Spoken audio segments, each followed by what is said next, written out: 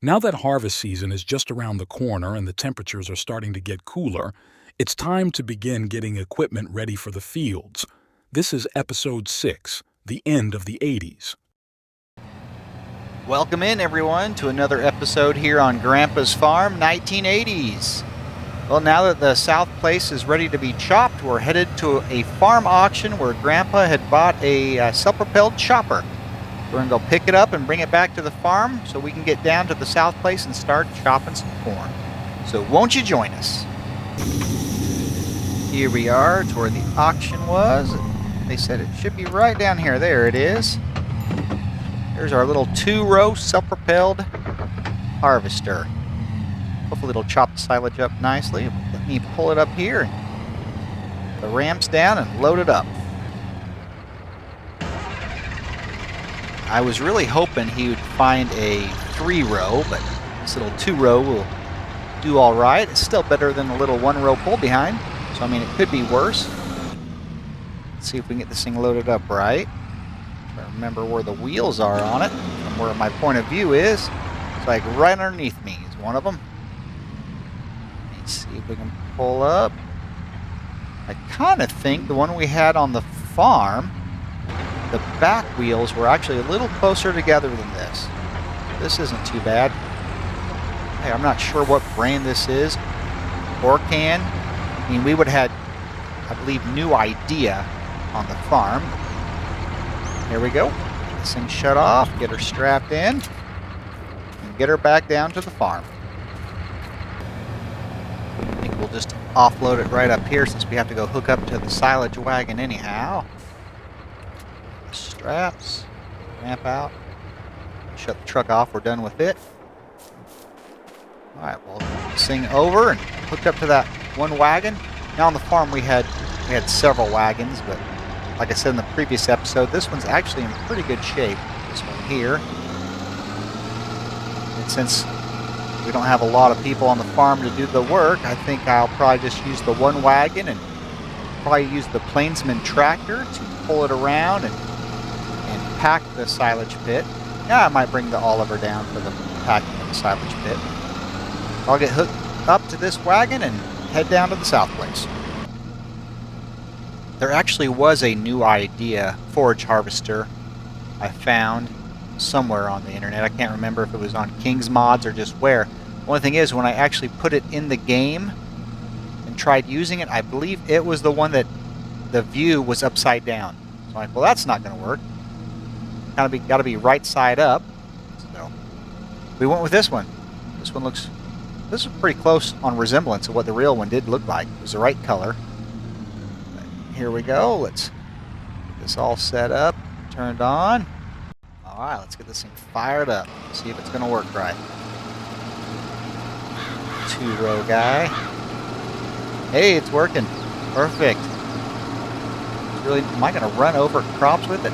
Ooh, kind of looks like it. It'll be really close. Kind of looks like it just kind of pushes them over, though. I think if I went the other side, the head's kind of centered in the middle. So it doesn't look like I'm really kind of running them over, though, aren't I? Oh, well, it's not going to be too bad. Let me get one of these filled up, do some headlands around it so we can try to maneuver a little bit. Actually runs pretty fast with real speed on. Let me put it on regular speed, see how fast it can go. Let's see, 4 miles per hour, is that it? Well, that's really slow, so we're going to flip on the real speed mod to let it go a little faster. And 8% full. So I would say we'll be able to almost get around the field before we have a full load. I'll see you when we're full. Well, I did end up going with another one of these silage wagons. One was just not going to be enough. This way I can have, Dad or Grandpa running back and forth in the field with the forage harvester while we, bring the silage over to the silage pit. So that's what we're going to do. This way we just keep getting it done faster. I don't know how long it's going to take. I don't know how much of the field we're going to be able to do till the bunker's full enough for us. We don't have a whole lot of head of cattle. We only operate with between 100 and 200 head, so that's more than enough. I made it around the field one time, and then back and forth through the field one time. So, and we got, I think it's 88% full. I knew there's no way I'd be able to turn around in the field. So I wanted to just stop and pull that trailer off, and we'll start the next one. I'll get hooked up to this and then get Grandpa or Dad in the field to start chopping some more. Well, Grandpa's off to chopping in the field, so let's run our first load to 22,000 liters. We'll probably, once we get some of this in, we'll take the big Oliver, since it's got duals, to be able to pack this in. Now, when I was a kid, my job was to be the silage packer. I used a white 4180 with wide tires. It worked out really good. There we go. Let's see if I can figure out how to dump this in. I did go with the side dump on these. That is actually what we had. Boy, it actually dumps out kind of slow. It was a little bit faster. Kind of struggle to do. Of course, I guess in real life you go pretty slow when you're dumping it out of the side.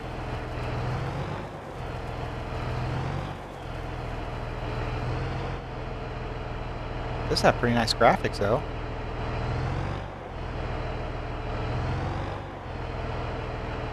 Stop it here, we'll turn around and go back. This gives a little bit of expansion when I start packing the ground. Oh.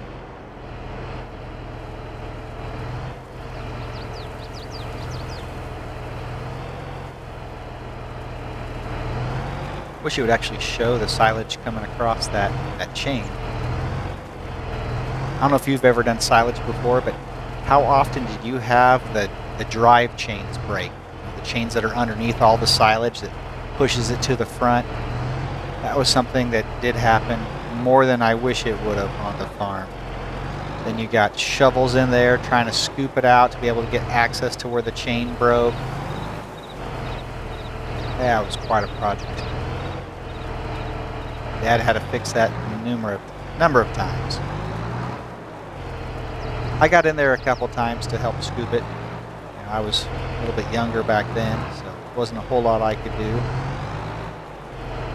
I do remember the chain breaking. You always hear that loud pop. Nothing was good at that point. Dad would never be in a happy mood when that happened. Nobody would. It'd be a miserable thing to have happen. There we go. First one unloaded. Let me get back and maybe the next one will be full for us. On our second wagon, I went with the open top, and I don't think it's quite right there how it overflows on the back. Wish it was leveled out a little better. It's alright. It'll still fill the bunker just as easy. Just won't look quite as good. So this was my big job during silage duty. Just going back and forth, packing the silage. And that's just what I would do all day. Dad would bring in the new silage to put on top. I'd pull out of the way. He'd dump his load off. I'd get back up in here, start driving back and forth. And as he went back to get another load from Grandpa, normally when he'd get back, Grandpa would have another load ready for him. But the one thing that would happen with the white 4180, the gear shifter would sometimes come out of its holder in the floor. So that happened to me once. So I was going forward, went to put it in reverse, and well, it came out of my hand. So next thing I know, this is what I was doing the rest of the day. Always going forward at that slow speed. Come back into the silage pit and go across it again. And that's what I would do all day. Once I pulled that thing out of the ground, I wasn't able to get it back. Thankfully in the game, we don't have that problem, so we can just keep going back and forth. I'm pretty sure they got another load ready for me, so I better get back over there. Of course, now we've already come out of the silage pit. Packing it in the ground is overflowed, but oh well. Getting some in there. Still got a long ways to go though. So let me get back and get the next load. Grandpa got this one filled clear to the max. Not gonna get any more in that without it falling off. Oh, we're good. Starting to get quite a little bit in here. Got another full wagon waiting for us. And we're getting pretty close to being done with that field. Filling this up pretty quick. I think it's time to pack it in again. Grab the Oliver and get back over here. Not sure. Let's see how many liters we do have in here. Looks like we got 121,000 so far. Pretty good, already 94% packed. I think we're packing it pretty good, and we're just bringing the plainsmen back and forth across here. That side chute on it, instead of using the whole front, really does help too, because it puts them in kind of almost rows that we can pack in really easy. And so far, I have not got it stuck. I kind of thought maybe I would, but it's doing pretty good, getting right through it. If the extra axle on the trailer helps too. Here, 100% packed already. All right, well, let's go back and get some more. Here, just got a little bit left here, and we will be done. Just got this little bit in the middle of the field to finish up. Got one full wagon there ready to go to the silage bunker, and we'll be done with silage for the season. Let me finish chopping this. I do like the inside cab view. It's finally something you can see. Normally when you're combining corn, you can't see anything, but with a little 2-row head, you can see everything you're doing. So, but I'll finish this up, and we will run this all to the silage pit, get it packed in and covered up. Now, on the farm, we packed the silage pit, but we never covered it. So it just stayed uncovered all year, or all winter, and then until we needed it. Once it was dry enough, we would get back in and start scooping it out and feeding it to the cows. Sometimes we mix it with a little hay. Like in the game, you mix it with hay and straw. Well, in real life, we just fed them some silage, sometimes some shelled corn, and then some hay bales with it. That's how we did it on the farm. And let me finish this up, and we'll get it all to the bunker. This is our last wagon load, another 12,000. Hopefully it's smooth enough I don't get stuck in here. I haven't got stuck yet, so we're doing really well. I really do love that big Oliver for packing this. Does a fantastic job with the duals. In the 90s, we actually ended up getting a Massey Ferguson tractor. I think it's maybe an 8400 series. And it actually had triples on it, but we never put the triples in on it because obviously it would never get through any of the gates on the farm. Way too wide. Supposed to be too wide to really get down the road. So we just kept the duals. Just had an extra set, or an extra, well, I guess it'd be 4 of them, extra 4 tires for spares, just in case one of them went flat.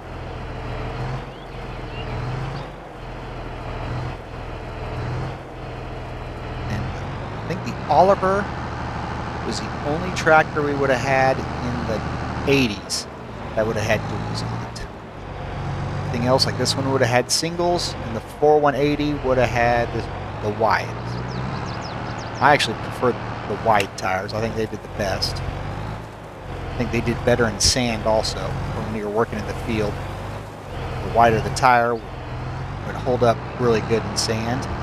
The duals, it would just let the sand kind of get in between, and I mean it would dig its way out. I mean, when you would turn back and forth, it would dig out pretty good. But the wider tires on the 4180 would help keep you above the deep sand dunes. All right, well, let me grab the Oliver again and finish packing that in. Looks like we're already almost fully packed in. 98%. 157,000 liters in here. It's quite a bit. Of course, I had no idea how much we actually would have really had on the farm. We had no way of measuring silage. I know there were several loads we would have hauled back and forth. I think this will be good. But since this is Farming Simulator, we will cover it so it can actually become silage. It'd be nice if those rocks would have been able to go all the way to the pile, but they wouldn't. Let me get this parked. This side, we probably won't need it anymore this year to be done unless we disc up the field after we're done harvesting it. Come over here, cover it. There it is. Perfect. Now we're ready to advance some time, and then we can get back in the fields and harvest our 100-acre field along with our 55-acre bean field. Let me skip ahead a few months. Well, happy November morning to you. Here we are. We got our soybean field ready, and we also have our 100-acre field of corn ready. So we're going to get right to it and get started. Alright, let's see. It's been a while since I've used this combine. There, perfect. Get some soybeans harvested. This is a nice morning though. A little bit cloudy, but the sun's coming up. I can live with that. Wish we'd have a little bit bigger combine here on the farm. Maybe for that 100-acre field, we'll see if there's anything in the market that we could get to speed that up a little bit. You know, our little combine head straight ahead of us. That's going to go kind of slow in that cornfield, being as big as it is. It took us quite a little while to chop that silage with the 2-row, and that field's not near as big as the 100-acre field. But I'll do some of the headlands here and start hauling this to our bin, and then we'll check and see if there's anything available in the market. Well, here we go. We've got a 1972 Gleaner N6. Now we do have a New Holland head on it. That head obviously probably wasn't made in the 80s. But it works on this combine, so that's what we're going to use. It's a little bit bigger than what we had, and the Gleaner's a lot bigger than the little Massey Ferguson over there. So let me get Grandpa or Dad out here, get started in this field, and see how it works. Actually, you know what? I'll even start it real quick. Let's see if I can get it unfold. Let's see. There we go. I think I got everything turned on all right. Started. Oh yeah, that's going to be a lot better than our little Massey Ferguson over there. Alright, now I'll see if I can get Dad or Grandpa out here to start working. Alright, now we can handle this. Got Grandpa over there combining with a new Gleaner. We actually never had a Gleaner on the farm. We were all, you know, AGCO type family of equipment. The Gleaner was nothing that we actually had. It was all white for Oliver.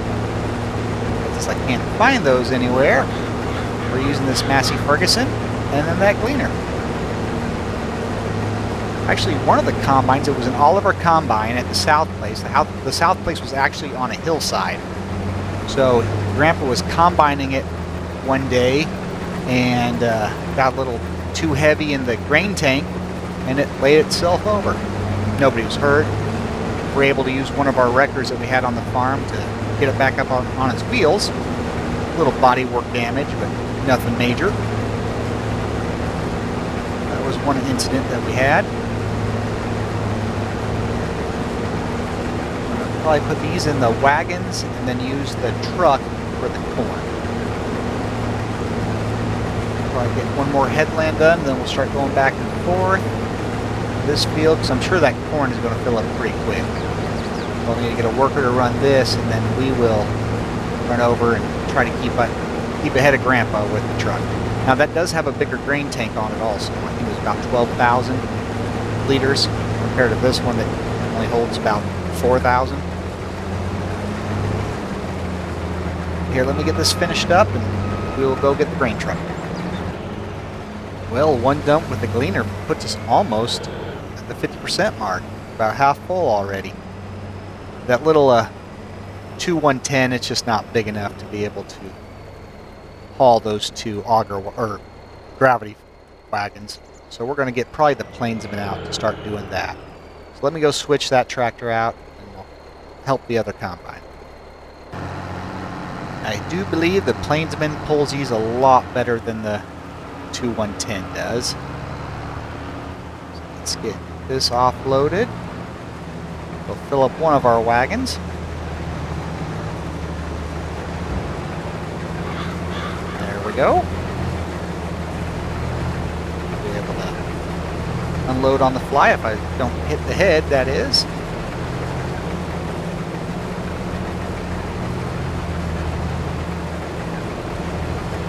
Start mowing the lone tree again. Get our final cutting of the year off of it. There. Close enough. Just let him keep going. Hopefully that tree won't be in his way. Hadn't been in the past, but I think normally I do more than one headland. Let me get in the 2110 and get that field across there mowed. Well, here it is. Harvest is in full swing here on Grandpa's farm.